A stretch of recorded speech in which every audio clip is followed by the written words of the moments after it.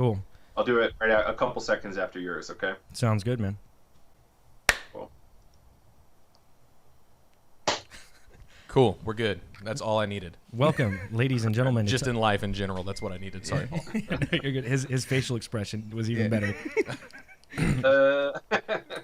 Yeah. Welcome, ladies and gentlemen, to Talk Junkies, man. It's a really good month here for us. Last week, for those of you tuned in, we had Pat on from Truth, Money, Freedom podcast. It was a great podcast. Today, we have the pleasure of bringing Joe on. Joe from Psychedelics Today. We talked briefly on the phone. You used to have your own podcast as well, which you guys have a podcast on your actual website. Thank you so much for joining, man. We're going to have a great discussion today about psychedelics and the importance of what psychedelics are to human beings, man. Welcome to Talk Junkies, man. Yeah, happy to be here. Really excited. Tell us a little bit about yourself, man. It's a long and storied past. But relative to this, I started studying psychedelics in 2001 during my freshman year of school, my undergrad, and just didn't stop. Found this breathwork method to, right around that same period of time, I started reading about that as well, essentially like causing the same exact states as psychedelics through breathing and music. And I started doing that 2 years later, 2003, and been just hooked into philosophy, psychedelics, and this breathwork method ever since. And we started Psychedelics Today about 4 years ago with the unstated goal of bringing the breathwork stuff back into the psychedelic conversation because it was really missing from a lot of the clinical talk, the researchers, all that. So just happy to be able to bring it back. When you're talking about breath work, you're talking about just like a natural way you can feel the same effects you would from taking like psychedelics. Yeah, it's a breath method done in a group with loud music, artistic expression, some body work, and that's essentially it in a really nice, safe container that, allows really intense experiences to come out. And I did probably this breathwork method, holotropic breathwork is what I was doing before for ages, 6 years maybe before I even tried psychedelics. And I went right into the deep end with some ayahuasca for some healing stuff. And whenever you said, how do you say it? Holotropic? Holotropic. And you did that by yourself? Holotropic. No, I found some teachers, maybe a 3-hour drive from where I was going to school, that did this pretty regularly, and they had a really fantastic exploratory community there. So it was a lot of the same folks every time I would go up, and it's just a really nice way to get a connection with folks that you don't otherwise really get to have, if that makes sense. So would you go through that experience, and then you would almost have like a guide, basically, through the whole thing, and then you'd like talk about it, I'm assuming, with this group? Right. So yeah, it looks like everybody pairs up into sitter breather pairs, and you kind of swap in the afternoon or the next day, usually. So everybody gets an experience, and you also have somebody helping you and taking care of you. Like, it's hard to walk to the bathroom, or sometimes it's hard to get your water or a tissue. So they're there to just take care of your material concerns. And usually there's about 1 to 3 facilitators walking around the room taking care of any kind of questions you have. Or like if something comes up that looks a little like it needs attention, they're there to help. Yeah. And these days we're doing it under the term dream shadow transpersonal breath work. We're kind of splitting off from the holotropic breathwork work, but largely the same method. I've tried it once in my bed. I was listening to something on YouTube, and I found it, and I was able to just kind of, and obviously you can't do it right the first time, but it was very intense. I've never been consistent in a meditation, but trying that out, breathing like that and never doing it before in my whole life, it was very interesting to say the least. It's something I would like to get back into, but I'm kind of curious, man. We never suggest people do it on their own, by the way. Like that I was kind of scared. Because anything that can happen on psychedelics can happen in breath work, like to the point of you running out into the street, or like you got to go to the radio station to tell everybody the good news. Yeah. Like anything can happen, so it's very important to have appropriate support. For sure. So where did it all begin? And when I ask that, I'm kind of asking, why is the psychedelic movement, why was it suppressed in the first place? Wasn't that back in like the 70s? That's one of my favorite topics. I'm glad we get to go here. Yeah, there's a whole renaissance going in research in a number of provinces in Canada. LSD was the treatment of choice for alcoholism. There was research active in Europe, all over North America.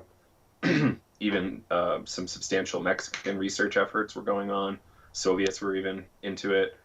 Eventually, because of the Vietnam War and a whole counterculture movement that was happening, from the hippies to the Black Panthers, those are probably the two most important parties to pay attention to in this thing.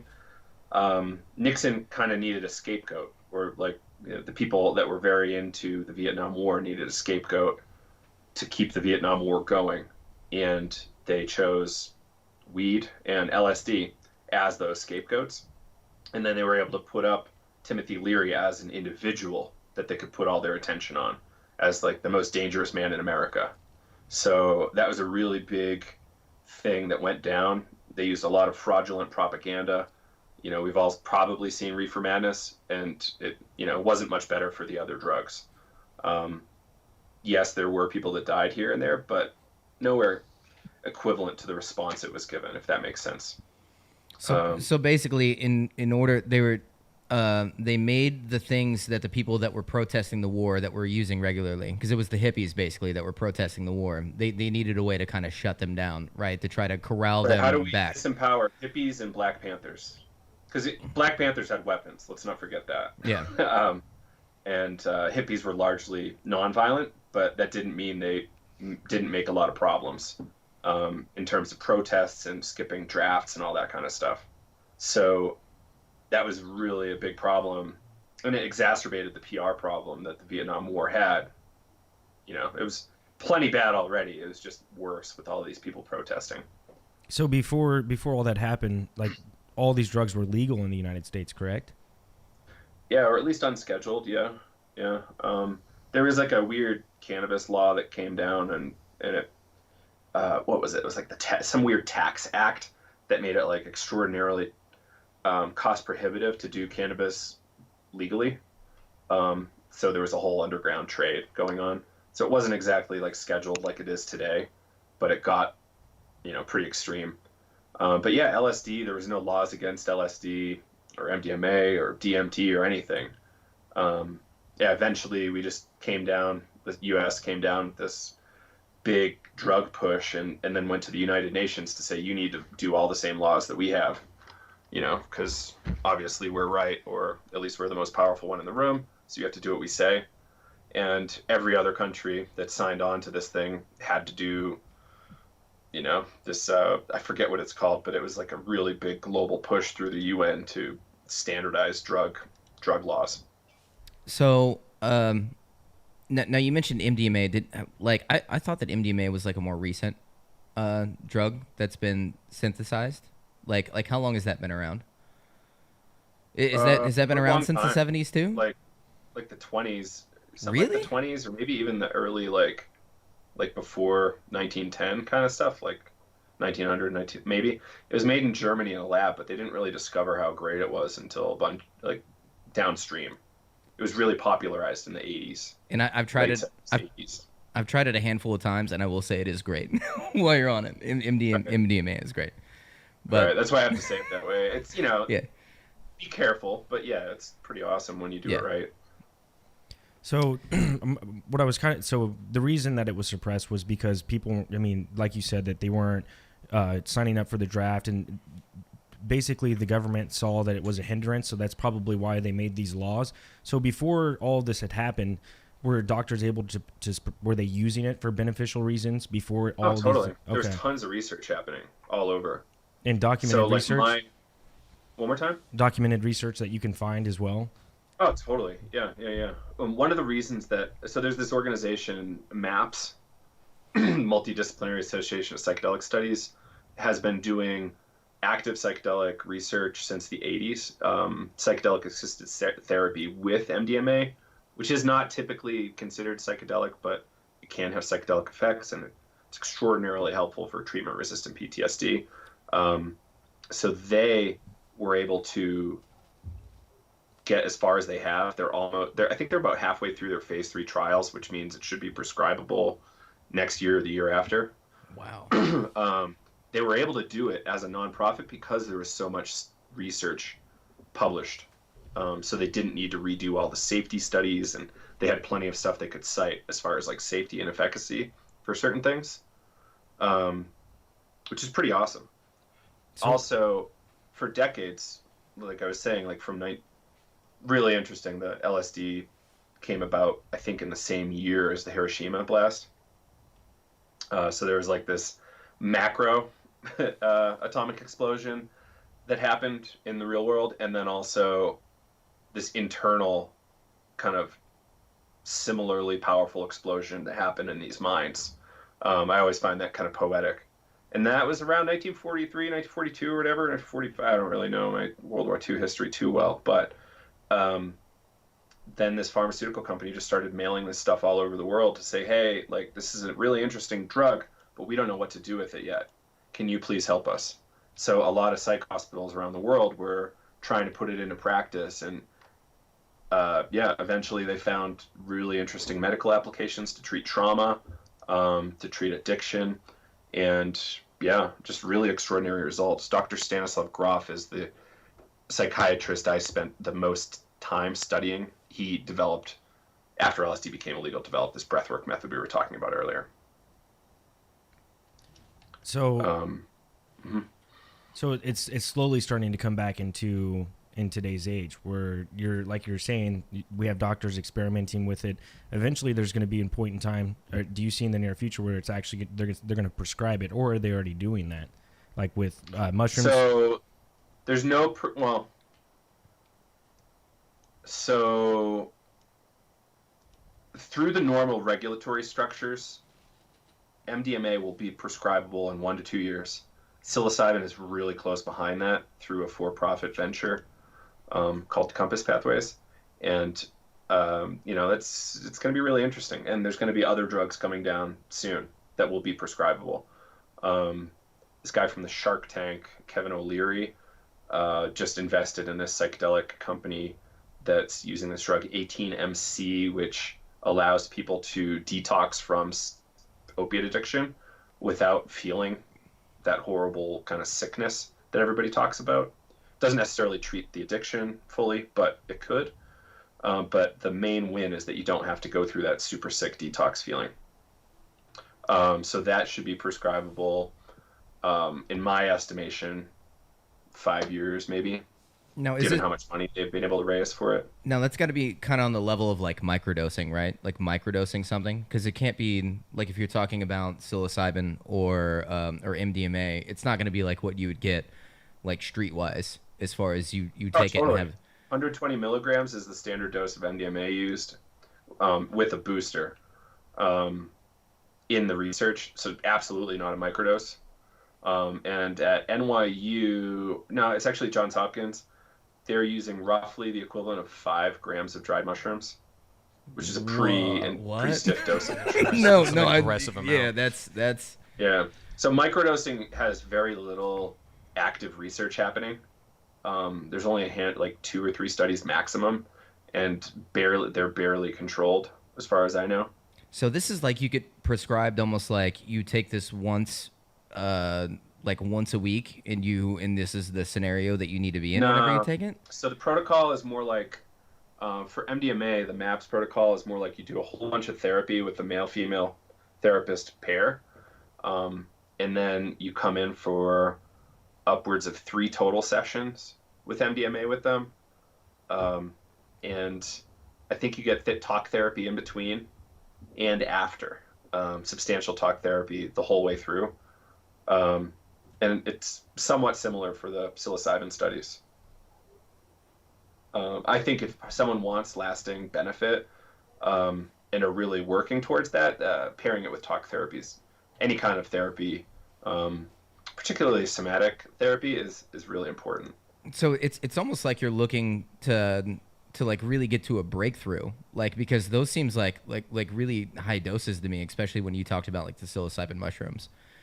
Yeah, it's no joke. So Yeah. it's really like you're trying to like is that like creating a new pathway through the brain as far as the synapses go, like a new way of thinking, like breakthrough to be able to combat whatever illness or whatever trauma that you went through, kind of thing, right? That's the way people like to popularly talk about it. Yeah, so I like to call that a reductionist view. Or a lot of us call that a reductionist view, where like mind equals brain, and like mind really just equals a bunch of chemical and electrical reactions. Where I think it's a lot more complex than that. It's a bigger story than that. Mind is at the very least diffused throughout the body. But getting back to what you were saying, like the popular argument is that this thing called the default mode network, which is in rough terms equivalent to what Freud would have called the ego. It shuts that down in a lot of ways. It like lowers the blood flow to this complex of systems in the brain called the default mode network, and the rest of the brain can kind of like more free associate between each other, if that makes sense. And Michael Pollan, who wrote this book, How to Change Your Mind, maybe 3 years ago now, got us a lot of attention and was really helpful for the movement. He likes to talk about it like a sledding hill, like you sled down this hill enough times. I assume you guys get snow once in a while where you are. Yeah, too much, man. Yeah, too much for me. All right. Yeah. So you sled enough times down a hill and you get these ruts, right? And it's just easier to sled in the rut, so you keep sledding in the rut. Think about that as like a habit and like neural patterns for the brain. And when you have a high dose psychedelic experience, it's kind of like a snow groomer comes out and makes it flat again, so you can learn new habits. It's really hard to develop new habits, generally speaking, but it's a lot easier to develop new habits when psychedelics are in play. I've never heard it described that way, like with the snow complex thing and all this, but that seems like you're talking about basically a breakthrough, like what you said earlier, Jesse. It's more like a long-term cure. It's like a process that would be a cure, though, instead of an all-your-life treatment that you do forever. Yeah, because that's what I initially thought was just like microdosing something that would help your brain reconnect, like how you would take like anxiety medication or depression medication or whatever, like daily to help you out. But you're like literally talking about like you're attacking it full front, and you want like almost a reset a little bit on the human mind and having that. Okay. So I'm going to just branch off just a little bit here. So would you ever recommend somebody just like taking mushrooms on their own for like fun, or even if they're trying to maybe better themselves, or do you need that kind of like attention and like guidance from people to do it? It really depends on like where the therapy. person's at. If the person was an Iraq war vet that saw 100 days of combat, I would not really tell them to do it alone. I would really suggest they find somebody that's appropriately qualified, which can be really hard to find somebody who's appropriately qualified. It's no joke. Like, people hit us up all the time, and I'm like, I can't break the law for you. I'm sorry. But, if you're a relatively well-adjusted human and you have zero health issues, mushrooms are the safest recreational drug, like exponentially safer than alcohol. Y'all are familiar with this 2009 study by Dr. David Nutt in the UK, the drug harm scale? No. This is something everybody should look up. The UK government funded this study. The intention was, let's figure out how to base our drug policy on science in the UK. And this guy came out with this study, and they kind of split the results for each drug into harm to self, harm to others or society. And so drugs not only, if the drug itself is kind of harmful and it doesn't have too much of a harm to society, obviously the numbers are going to look kind of different, like not what you expect. So crack and heroin and meth, substantially safer than alcohol, according to this study. LSD and mushrooms, safest on this scale. They study 9 to 15 drugs maybe. And the guy that ran the study was promptly fired by the UK government because it just didn't line up appropriately with the interest of the UK government to keep beer companies in business, Go figure. Yeah. So this is something I just use as a touch point often. Sometimes I get a little heat from folks on it, but I'm pretty comfortable with where I stand by saying, hey, these things are a lot safer than other drugs. Like, I'm not saying you should go break the law and do this stuff, but if you're curious, go for it. Like, I don't care. I'm not the cops. There's a lot of really interesting stories out there. I've received a lot of benefit from MDMA and ayahuasca and mushrooms personally. So like, why shouldn't people do that if they think it's their right? I have this whole cognitive liberty thing where, like, really, should the government be telling me what kind of mind states I should have, or like what kind of stuff I'm allowed to put in my body? I don't think so. I completely agree with you. I remember Terrence McKenna talking about like DMT, which that's honestly for me personally is the last little venture that I want to do. I've tried LSD once, and I've done shrooms more times than I can count, and I smoke weed like pretty often. The last little thing that I would love to try one time is DMT. I've had friends who have done it, and I've heard so many stories from YouTube, which honestly frightens me a little bit. I want to come in with a little bit of a humble mind that this isn't kind of a party scenario that I'm going into. But to get back to Terrence McKenna, he said that if you do DMT just one time in your life, you should be able to never have to do it again, because you're probably still going to always go back and be processing like that trip that you went through, because of like that's how intense it was. And I'm sure he was more looking with Terrence McKenna's mindset, I think, and you probably know more about Terrence McKenna than I do. I really like Terrence McKenna though. He's really entertaining to listen to on YouTube in all of his lectures that he had. But like do you agree in that? Like that's, maybe some things aren't. There's truth there. There's definitely truth there. It's hard to say yes, like you probably don't need to do it again.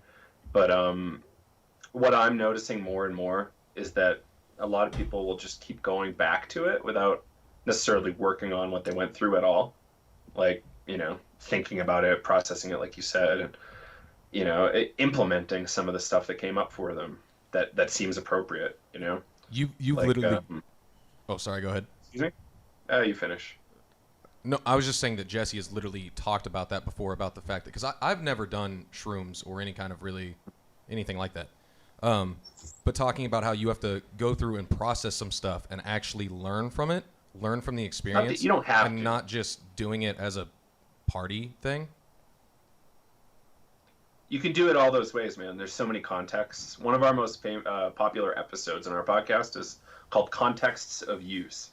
And it talks about how a lot of them are very legitimate. Even if it doesn't fit into our conception of, religion or reality or how life should work, like it's still, I think, okay for people to go to a Grateful Dead or a Fish show on acid or whatever they want to do and do that. And it's also okay for people to do this religiously or therapeutically or to assist in their,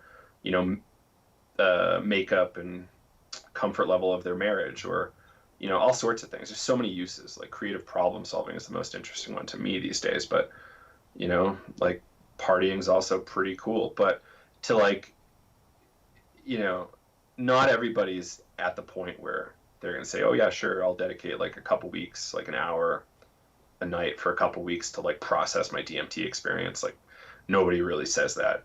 Yeah. Though they would probably get a lot more out of it if they did. Yeah, it's a really interesting thing. And I don't think there's a really firm answer on this. Like, as long as you're smoking DMT like once or twice a year, you're probably going to be fine if you don't try to go process it. But you smoke it every day at a high dose, like your life might start to get a little hectic or problematic. This is just your like behaviors could get weird. With anything, you can have too much of a good thing. Anything can be abused. I don't know a single thing that can't be abused. Even like working out and going to the gym, you can honestly probably overdo that like too much, and that can almost become a problem too. I've got a whole bunch of surgery from that one. Yeah. Yeah, absolutely. Yeah. Hire a coach. No, anything can be abused, and I think needs to. What is like everything with meat? Moderation. Yeah. So. Is there any evidence, including moderation? Is there any evidence of ancient culture? I mean, obviously, ancient cultures, like especially in the Amazon with ayahuasca and stuff like that. But like with mushrooms and like, how far back does it go? I mean, have you done any research into ancient cultures and maybe the uses they use for psychedelics? So let's talk about the Amazon and let's talk about Greece. So the Amazon, evidence proven to be older than this now, but at the very least, there's evidence that ayahuasca, which is like a DMT kind of mix from two different plants, that lasts a lot longer than DMT. That's been around for at least 700 years, at least. Probably more than 1,000 years in the Amazon basin. And then if we go over to Greece, there was this, have you all heard of this Eleusinian Mysteries thing, cult in ancient Greece? No. So this is before Plato, before Socrates. Wow. Anybody who is anybody in ancient Greece was initiated into this cult. The rites of Eleusis. It was about Persephone and Demeter. They had this tea that most people think was a psychedelic tea. And it was from likely rye, fungus that was growing on rye. And they could just harvest that and make a drink out of it. And it was very similar to LSD. Ergotamine is the general term for it, I think. Ergot of rye is the common name. And yeah, this tea apparently made people no longer afraid of death. And they would fast for a number of days, then go out into the mountains, drink this thing as part of this huge ritual. The only people that weren't allowed, I forget if women were allowed or not, but anybody who murdered somebody, like blood guilt, I think they called it, was not allowed. But everybody else could come. And it was the best kept secret ever. Like, we still don't know what the story is here, but we know just about everything there is to know about the Freemasons, the Illuminati, all this stuff. But we still don't know about these Eleusinian mysteries. So people took that shit really seriously because we think it offered a very transformative, very powerful experience for people.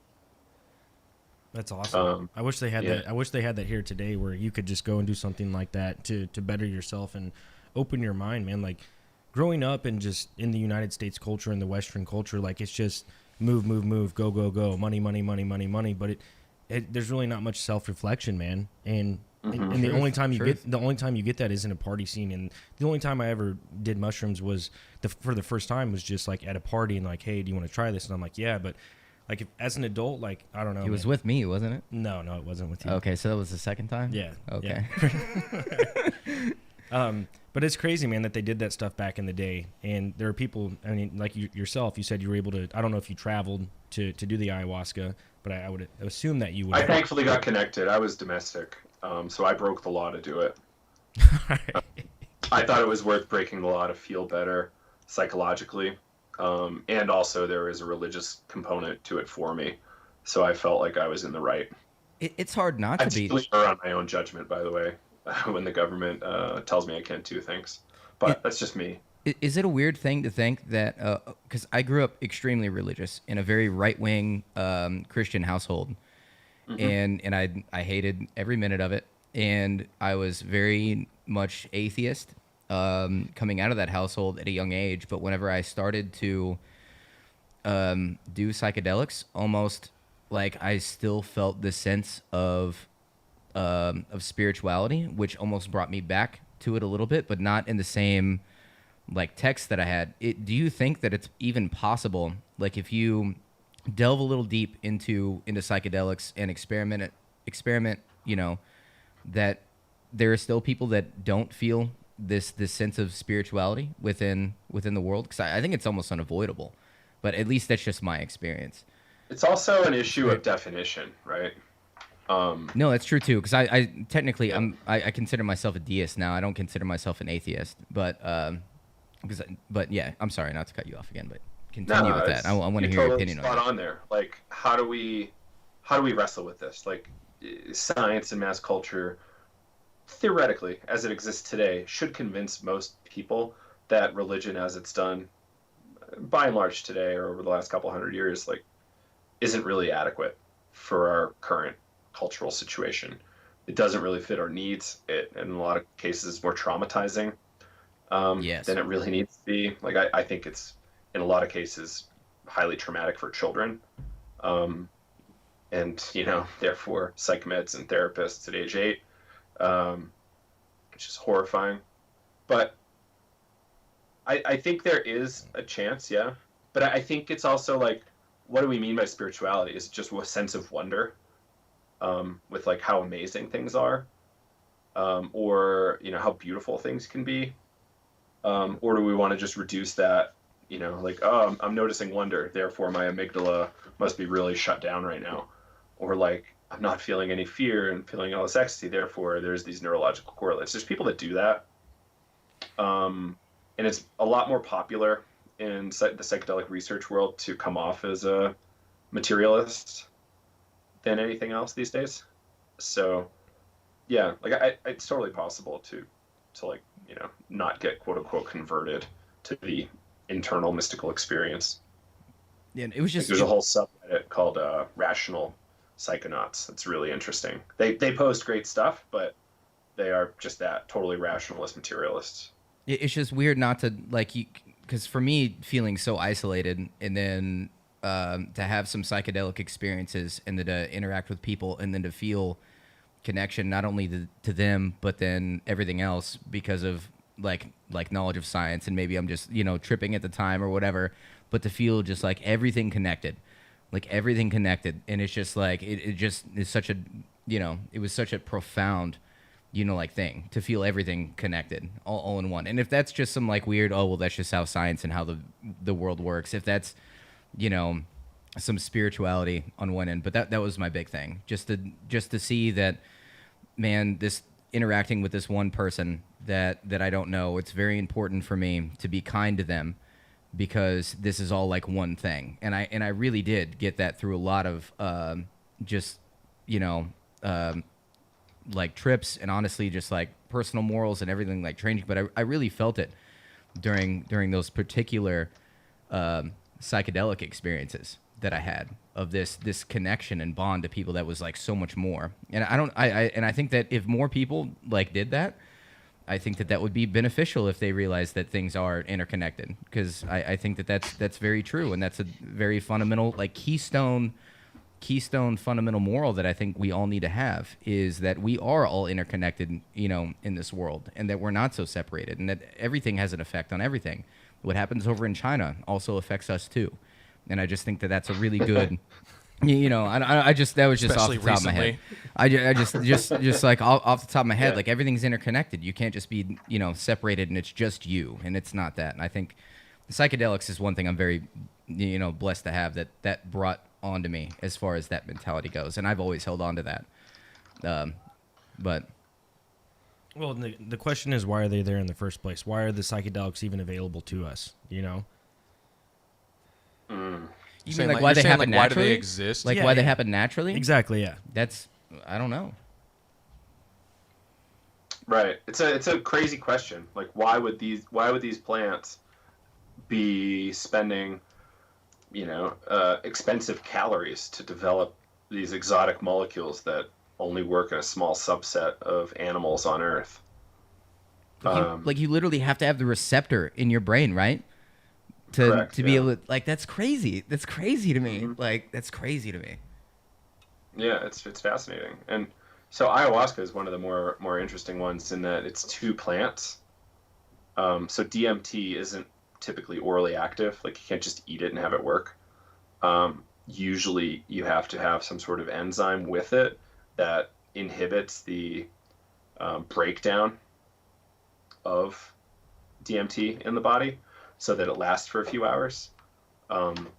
So like smoked, it only lasts like 10, 15 minutes max. And your body, because it's such a rapid onset, your body only takes like a handful of minutes to really have a full-on response and get it out of there. Whereas if you have these things in your body, there's pharmaceutical versions, there's plant-based versions, monoamine oxidase inhibitors. you start drinking a lot of these or smoking them or whatever, the DMT will not be broken down anywhere close to as quickly in your body, and it will last a number of hours. Like a ayahuasca session, should last at least 3 hours, if not 5, sometimes more. And how did these people in the jungle figure this shit out? Right? That's the real question. They don't have chem labs. Like, no. Well, even then, like the distances where those two ingredients are nowhere close to each other, if I'm not mistaken.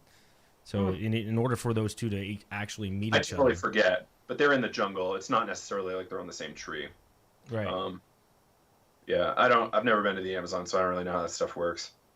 But you can grow them in the same area, I think, if you were cultivating them. But yeah, like it's not like they're right next to each other. And there's such an intense amount of biodiversity in the jungle. Like 2 out of a million plants. Like it's just that 2 out of a million. What are the actual odds? It's insane. Of them finding those two and happening to... I mean, with the minimal technology that they have, like a pestle and mortar, maybe, like, and that's like a button in fire, and like, and then they get that, like something that, yeah, that's mind blowing. Just thinking about that from back then. What are your thoughts on the stoned ape theory? It's fun.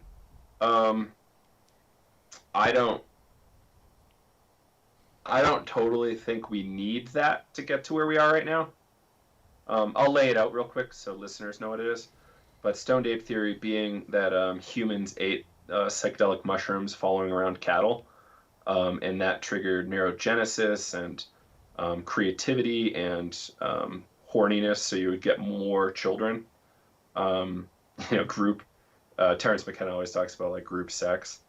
So nobody knows who the kid is, who the father is for the kid. Like you obviously know who the mother is, but you'll never know who the father is.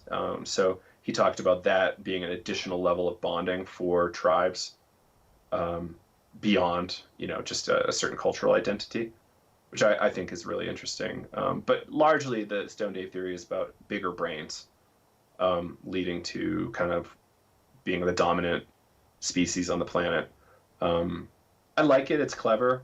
I liked it a lot more 10 years ago. I've not really found too much to support it. I have, though, been told that there's 2 really serious scientists working on it right now, again, and it's looking positive again. But I've not followed up on that. So, stay tuned. Like that'd be such a hard one to prove. Exactly. How do you get the kind of evidence to show proof that that's what happened? Like it's a reasonable theory, but there's no way you can ever like prove that theory. Yeah, nobody was writing it down. Like history is all about records, right? Like if stuff's not written down, we don't really know much about history. A lot of this shit about like ancient Rome and previous civilizations is often guesswork unless we're going off of their records.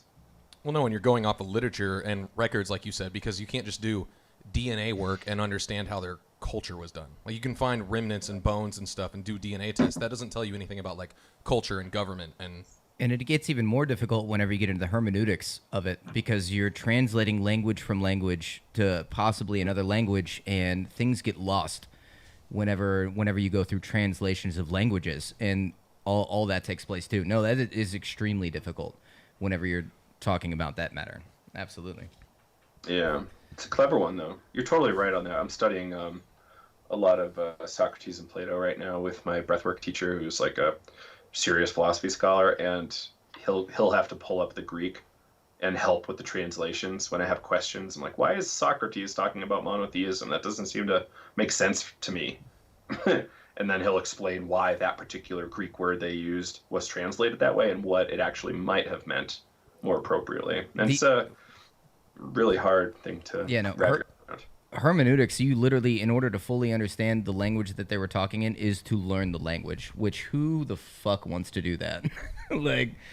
Especially like fun. Dead languages, man. No, it's a very difficult process, but there's a lot of people that focus on that, which, is very, very necessary. But man, I shout out to those people who do that.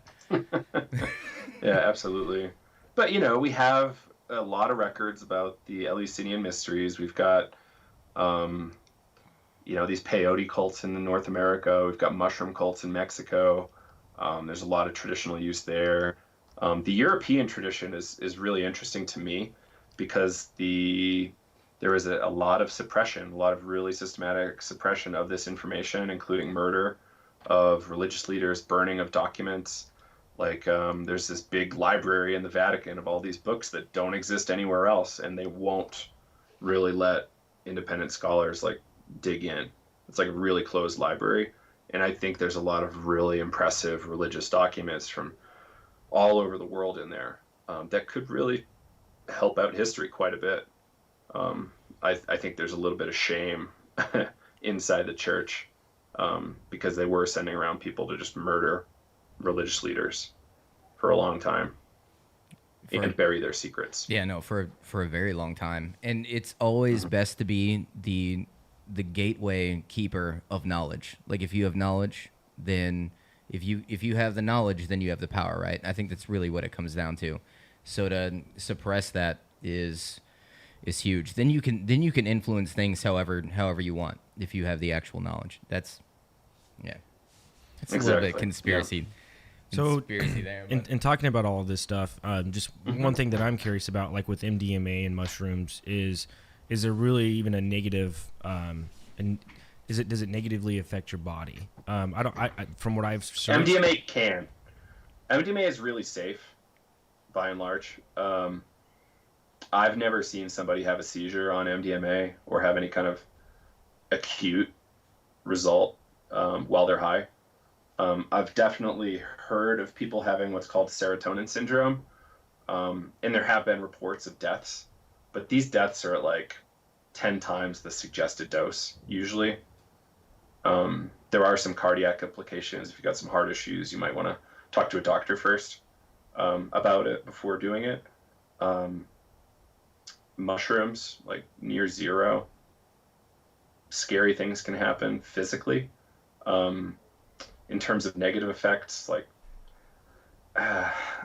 sometimes you might just need to go see a therapist for a while, where like things can be left unresolved. Like I often downplay what you have to consider, but realistically there are some substantial considerations. Like you have to know you're in an okay place in your life. You have to be in a safe situation physically. Like you have to know that somebody's not going to break into your house and something bad happen while you're high, or it could get really ugly for a while and potentially leave a mark. Back to MDMA real quick though, like there is this hangover that's notorious, though it's not really discussed much in the research literature. So I think like the clinical pure pharmaceutical grade MDMA is what we should aim for. So if somebody's offering you something for 60, maybe hold out for somebody that's trying to charge 120 and test it out. And if you know a chemist, like maybe have them look at it, stuff like that. Because there's a lot of secondary stuff that's not cleaned out of these things often. So you have to be really kind of a very careful consumer. And unfortunately, we're very much buyer beware. And we're in this position because it's illegal. That's exactly why people are getting this shit that is not good for you, as opposed to if it were legal. And the benefits of this, which we've talked about in this podcast, are overwhelmingly amazing for human beings. And honestly, I think if it were legal, we would progress as people and maybe even as a nation. That's just kind of how I feel about it. Drinking is dumb. Drinking, like alcohol, is a caveman drug, literally. Like, let's throw some shit in the pot and let it ferment for a while, and then we get all fucked up from it. You're so right. I'm literally drinking a Truly right now. You're so right, though. No, I agree. I completely agree. Like, don't get me wrong, I like beer. I will drink plenty of different kinds of booze, but I would much rather be a lot more deliberate and intelligent about what I want to do with my mind and body and not have a hangover the next day, Absolutely. I have a theory called hedonic engineering. We have the technology to feel good almost all the time. Between yoga, meditation, and drugs, we could do a lot. Absolutely, man. I'll back that up 100%. What's your wildest experience, Joe, with a psychedelic, man? And maybe not. It was the ayahuasca experience for sure. On drugs, I had a kind of an LSD overdose this summer, which is pretty extreme, like 8 to 12 hits maybe. That was pretty wild, but it was pretty manageable too. ayahuasca experience definitely just took me out, though. It was full tilt, about as extreme as I can imagine. The most intense fear for about 30 minutes that I've ever felt in my life. Fear and panic, anxiety, and I throw up for a few rounds, which was actually amazing, and then proceeded to just be a torrent of memories and images and various visions about my life and the world, and just this tidal wave of experiences that I was, if I let go and wasn't paying attention for 1 minute longer, I felt like I would have been destroyed. Is it ego with ayahuasca as well, like kind of with mushrooms? You said ego? Yeah. I like to think of all psychedelics as being the same. The definition I like is non-specific amplifiers of psychic or mental process. And they all tend to do the same thing. So sometimes secondary or tertiary effects will be a little different, but largely the primary effect is the same, of pulling up subconscious material, making it conscious, and hopefully giving you a chance to work through a lot of this stuff.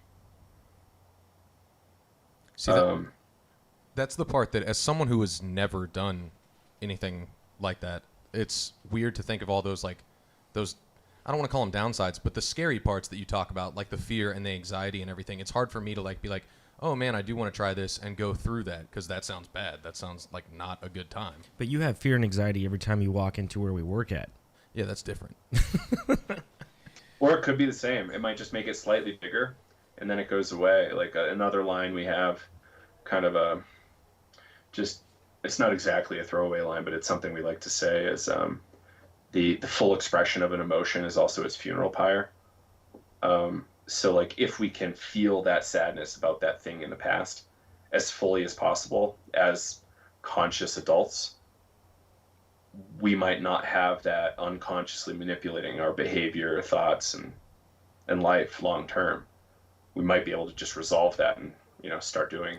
You're talking about basically confronting better it. Things. Talking about confronting it, basically.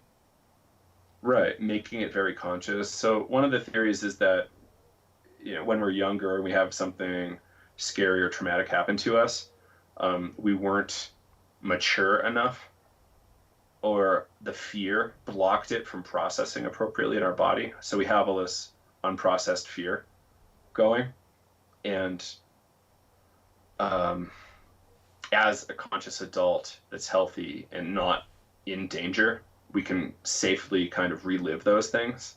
And this is more talking in a conscious therapy type situation, or in a holotropic breathwork or transpersonal breathwork situation. So we then experiencing it fully as conscious, safe adults, not in pain and not scared, we can work to resolve that. If that makes any sense to you. Yeah. Now within going back to the method that you've been using, do any of these scenarios or past scenarios have to be brought up by I don't know to call them a shaman or a counselor or just a guide?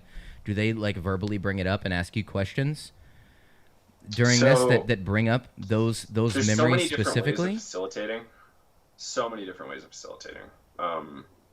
I like to talk about this, what I call the Groff method, holotropic breathwork, this original LSD psychotherapy that was happening in Soviet Prague and later in Maryland.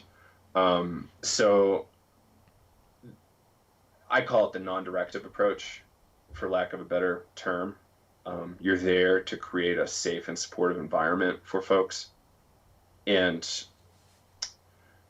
no, you don't, in that context, no, you don't bring that stuff up. You can talk to folks about it later, but you just kind of, like I was saying, it's a non-specific amplifier or psychic process. So whatever's holding the strongest charge in the subconscious will come forward and present this experience or information to folks. And the therapist doesn't have to raise that stuff. The body knows what to bring up. So it's kind of like a self-healing mechanism, like the same way your body knows how to heal a cut on your hand or something. It also knows how to deal with psychological situations.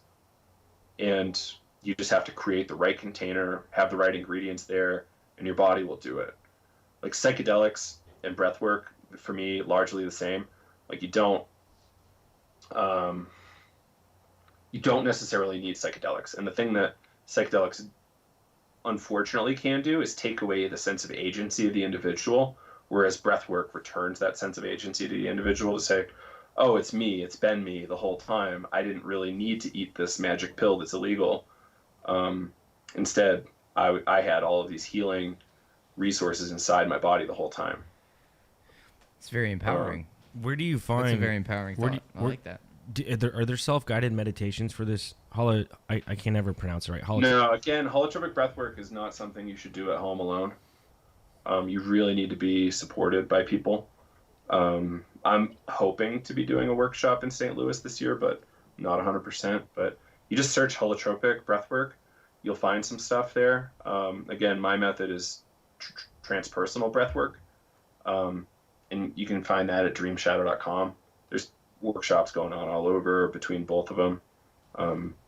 Is there any safe self-guided meditations you can do to kind of experience some sort of, not you know what I'm saying? Is there any safe meditations that can get you a little bit like at home? He's talking about just at home things right. you can do to help benefit you, not on that level, but on a lower level. Sure. I'm assuming is what you're saying. Right. Well, I like to tell people to go check out Wim Hof breathing.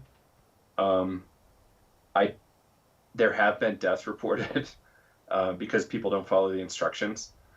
For instance, they'll be in a cold shower, hyperventilating for a long time, and then fall down and drown in the shower, hit their head on the knob and just drown and die. So if you do Wim Hof breathing and don't do that, you're probably okay. Okay, so that's the one you're not recommending. You just want to throw that one out there. Don't do it in the shower. Okay, just don't do it in the shower. Okay. Bed or in a chair, Okay. The worst thing that can happen usually is you hit your head. As long as you set yourself up for not hitting your head, and you've got a supervisor, like you're in great shape. You're doing better than everybody else, mostly. Absolutely. Now, so I would check out Wim Hof. Just don't do it in the cold shower. Now we've been talking. Yeah. We've been talking a lot about psychedelics and everything. Now, what are your opinions on modern day medicine to help with social anxiety, depression, in other illnesses like that? Will they become irrelevant at some point, or are they, because they hold so many side effects? Like whenever, like I'm not on any medication at all or anything like that, but whenever you see them on TV for any of this, they have so many side effects, which I know all of these psychedelics don't have any of those side effects that those do. Do you think at some point we will go into an era to where these new medicines will come in, or do they still have relevance and will always have relevance? I know that's I don't know if that's it's like hope. So like benzodiazepines are the typical anti-anxiety drug that's been used in the U.S. for the past very long period of time. So Xanax, Valium, etc., benzodiazepines. As far as I know, alcohol and benzodiazepines are the only class of drugs that you can die from a detox of. There's also a really ugly depression or dependency situation with benzodiazepines. But that said, they work amazing to get rid of anxiety. There's a lot of side effects. So it's, honest to God, not an ideal solution, even if you just look at the addictive profile of them. And then SSRIs, like Prozac, Paxil, there's a whole bunch of SSRIs. Those are the drugs most used as antidepressants in the States. They don't work much better than placebo. And in some studies, they work worse than placebo. And they have a whole host of pretty gnarly side effects. That said, they work well for a lot of folks. Notice my very general, non-specific language. Well, they work well for a number of people. SSRIs are also only affect, if I'm remembering right, only affect serotonin and not always the what is the other one? Norepinephrine and norepinephrine, dopamine. There's a lot of them. Yeah. But the big three are the serotonin, dopamine, and norepinephrine, and SSRIs, I think, only affect the serotonin part and not the other two. It's right in the name. It's the selective serotonin reuptake inhibitor. So it allows for the brain not to reabsorb serotonin as much as it would naturally. So you have more free-floating serotonin in your brain. So your receptor sites are sensing more serotonin. Theoretically, you would then have a mood boost from it. So there are other psychiatric meds. Psychiatric meds, typically speaking, have pretty gnarly side effects. That said, if you're getting help from it and it's helping you not kill yourself before this other stuff is prescribable, like, you should probably keep taking it. You might not feel perfect and you might have no libido anymore, but if you're staying alive, like, why not?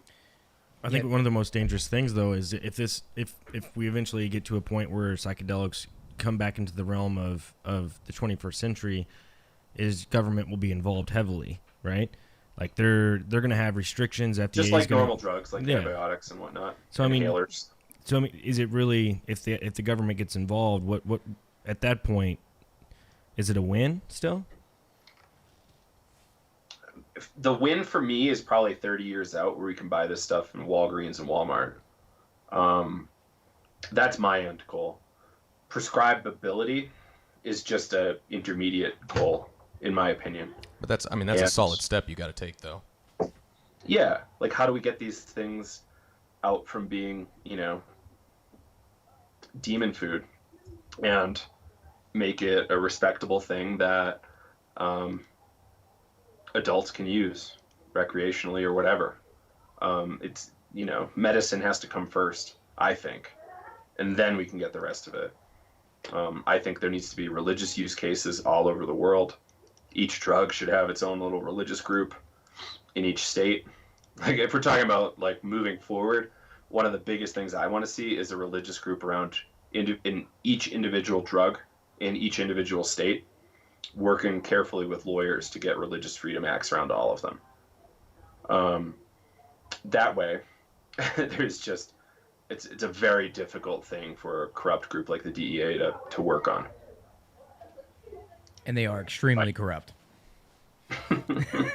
That'd be a whole nother podcast, man. We could do like 2 hours on that. I don't want to delve down that at all.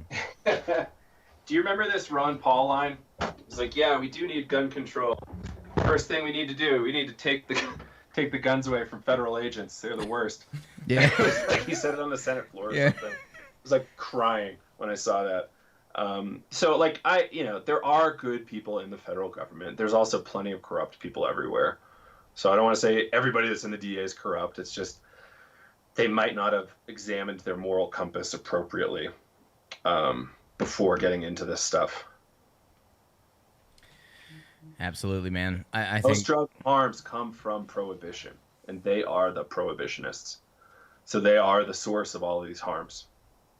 I'm a big believer in people look at me like I'm fucking crazy, but I think everything should be fucking legal.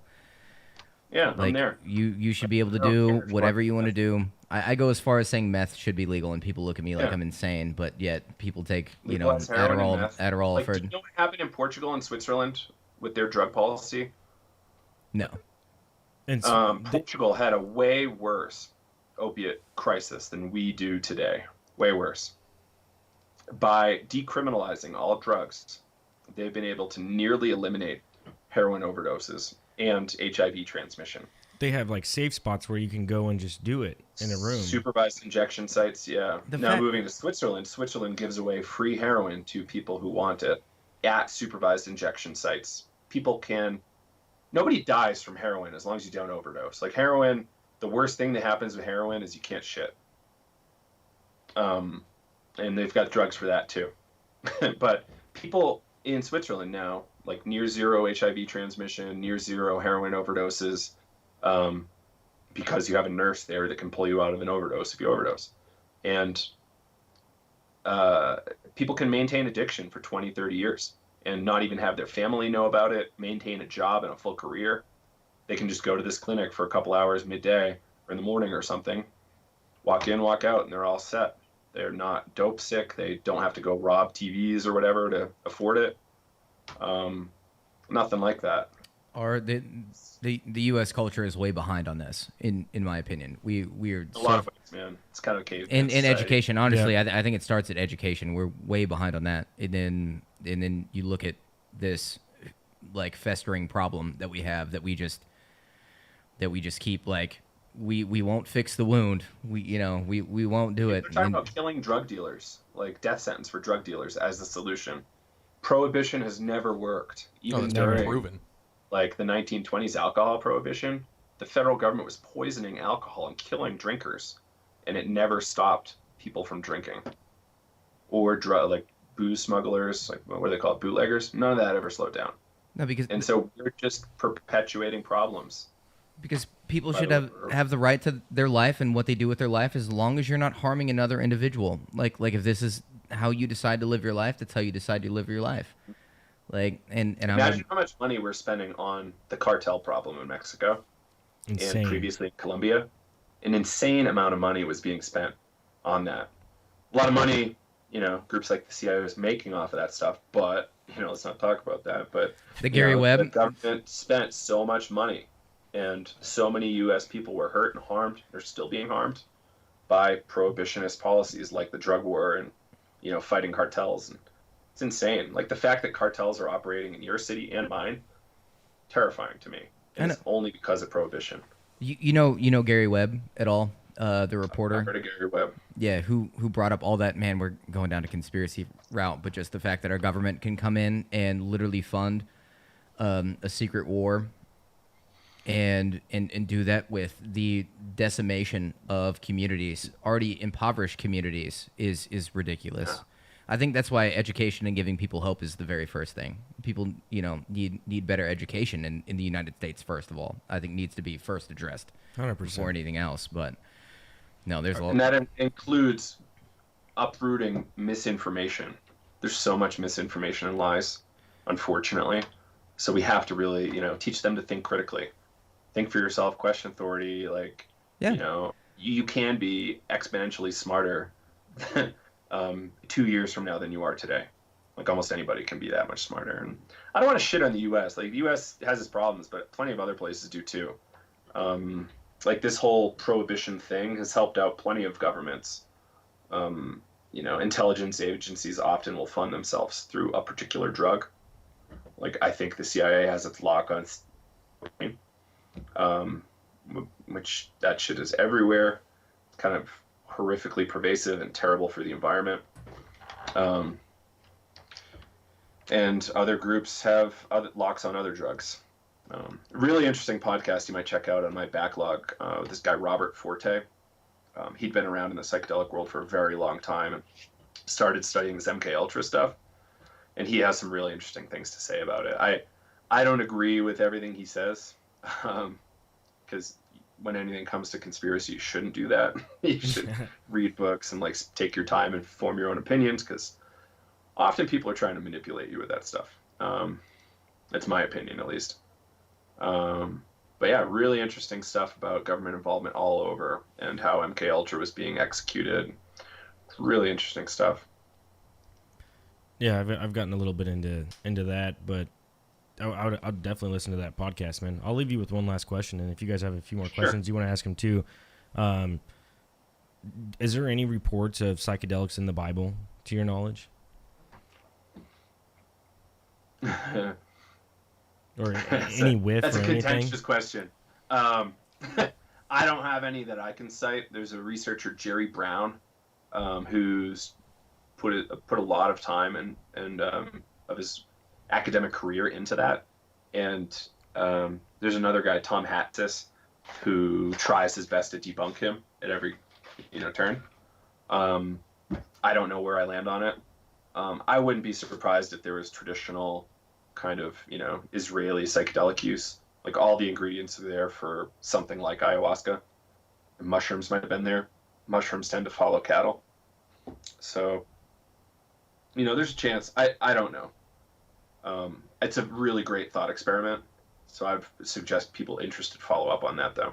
For sure. Over 200 different kinds of mushrooms, right? There's a ton. Yeah, there's a lot. It's pretty intense. My question's a little bit more like dumbed down because we were talking about this before we actually called you. I was like, and now I can tell that you're not just like, I didn't expect just like traditional stoner or anything like that at all. I know that you're way above that. But if you were to just get stoned and like sit down and just like watch something, what would you recommend watching? South Park. There you go. There you go. Man, spot on. Great. That's great. I was going to say, man, I hope he says Reggie Watts. I hope he says Reggie Watts stand-up. Is what I really wanted to hear. Comedy Bang Bang that he's on? Yeah, dude, he's great, That's man. pretty unbelievable. Yeah. I also like Eric Andre. Yes, Eric yeah. Andre. That's chaos. And Tim and Eric stuff, like Dr. Steve Rule. Love that stuff. Okay. All right. Johnny, you got a final question? No. Okay. All right. That pretty much answers what I needed to know as well. Well, Joe, thanks for joining Talk Junkies, man. Can you tell just all our subscribers where to find you? I mean, all that I've researched you a little bit. The only thing I could find was just the Psychedelics Today, but in your Twitter page. But cool. Yeah, I'm on Twitter as Jomo137. Instagram, I think the same thing. Psychedelicstoday.com. Breckenridge Breathwork is my breathwork practice website. So you can check me out there. I'm out of Breckenridge, Colorado at 9,600 feet of altitude. So the air works a little different here at Breathwork. And yeah, a lot of events coming up all over the country and hoping to get international as well once everybody stops freaking out. Yeah. No shit, man. Absolutely. Rock on. Well, thank you for joining us, man. And I look forward to talking to you again sometime. And we wish the best of luck to you, man, with everything on this movement with psychedelics that you're doing, man. Continue to push hard on that, man. And thank you very much for that. Yeah, thanks for having me, and I'm happy to come back whenever. Take care. Appreciate you.